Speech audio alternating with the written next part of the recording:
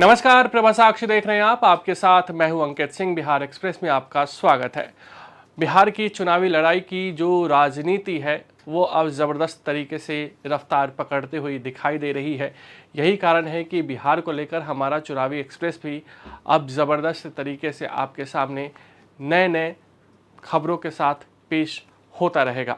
इन सब के बीच आज हम आपको बताते हैं कि कैसे प्रशांत किशोर बिहार में मुसलमानों को साधने की कोशिश कर रहे हैं।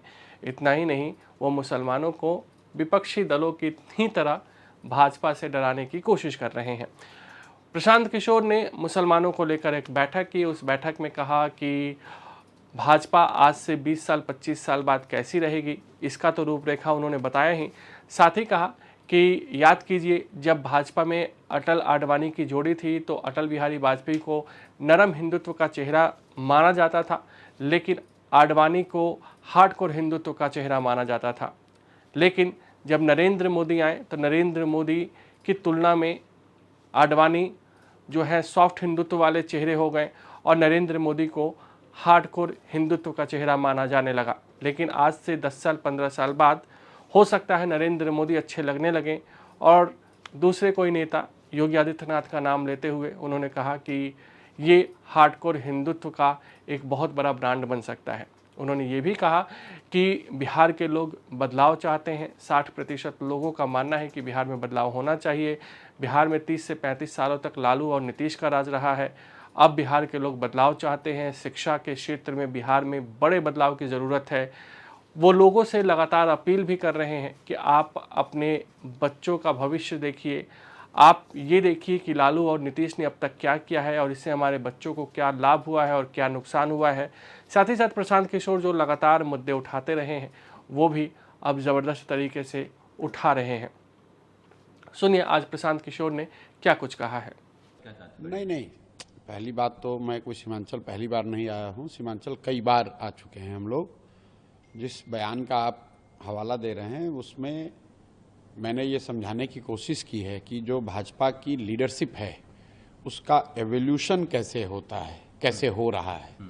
कि पहले वाजपेयी और आडवाणी जी थे तो वाजपेयी जी को एक सॉफ्ट हिंदुत्व का मास्कॉट माना जाता था और आडवाणी जी को हार्डलाइनर माना जाता था।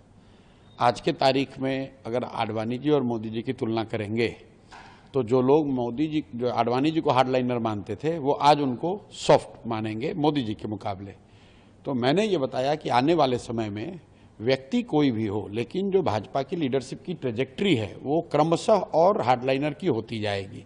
तो एक समय ऐसा आएगा 10 साल के बाद, जैसा आडवाणी जी के साथ हुआ है वैसा ही 10 साल के बाद 15 साल के बाद एक ऐसा समय आएगा कि भाजपा की लीडरशिप ऐसे किसी हार्डलाइनर व्यक्ति के पास रहेगी जिसके सामने मोदी जी का हिंदुत्व जो है वो सॉफ्ट दिखेगा। ये बात मैंने कही। लोग ये कह रहे हैं कि आप योगी जी को रेडिकल कह रहे हैं, कट्टर। नहीं, मैंने व्यक्ति का तो कोई बात ही नहीं करी है। ये सवाल कोई आज थोड़ी ना पूछा गया, हमसे 5 साल से पूछा जाता है कि भाजपा का आगे लीडर कौन होगा। तो मैं हमेशा कहता हूं कि कौन व्यक्ति होगा ये पता नहीं है, लेकिन जो भी होगा वो आज के लीडरशिप से ज्यादा हार्डलाइनर होगा।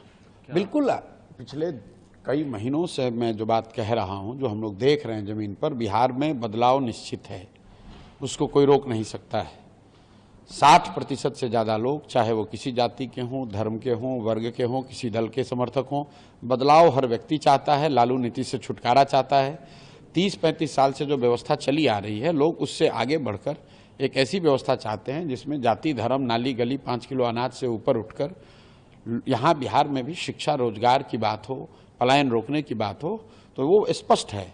अब अगले 1-1.5 महीनों में चुनाव तक जनता को इतना ही निर्णय लेना है कि जब वो बदलाव करने जा रहे हैं तो बदलाव के उनके पास 2 विकल्प हैं।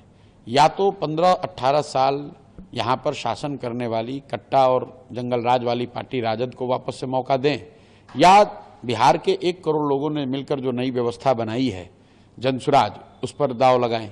इन दोनों में से जनता जिसको चुनेगी वो जनता का वही मत आपको दिखेगा। लेकिन बदलाव निश्चित है। नीतीश कुमार का जाना तय है। अगर आप भी लेना चाहते हैं देश दुनिया की तमाम जानकारी तो आज ही सब्सक्राइब करें हमारे चैनल को। साथ ही नीचे दिए बेल आइकन को जरूर दबाएं ताकि हर अपडेट आप तक पहुंच सके।